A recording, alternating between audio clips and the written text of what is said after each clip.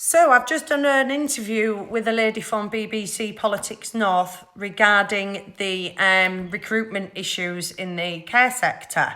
Now, the care sector is currently in crisis in England, and we currently have over 165,000 vacancies available, and this figure is rising dramatically.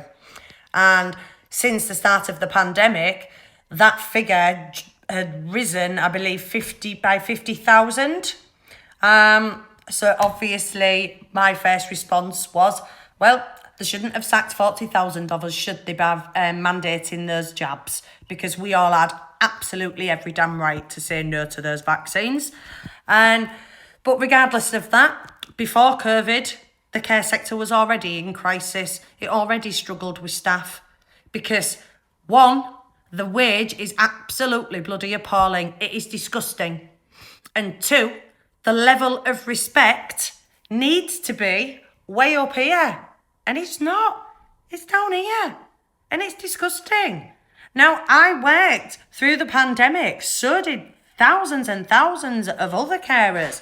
And we were caring for patients with COVID. And then we was doing it on a fraction of the wage though. We're not medically trained. So my argument was they need to up the wage. They need to up the levels of respect, because we should be respected just as highly as doctors and nurses. And they should make it more clear what the job role entails, because you can get staff through the door easily enough. Training's provided, vacancies are always there, but you can't keep them. And why can't you keep them? Because you overwork them, because they don't get the appreciation that they deserve, because they're expected to take on a workload that should be distributed between 2 or 3 care staff. And it's just unfair. You should always think about self-care and care for yourself first. And if you are not cared for yourself, how can you be expected to care for others? I've never known such an industry that is so contradicting. They say they care, but they do not care about the staff. And I blame the government. The government are the ones in power. The government are the ones who can change things.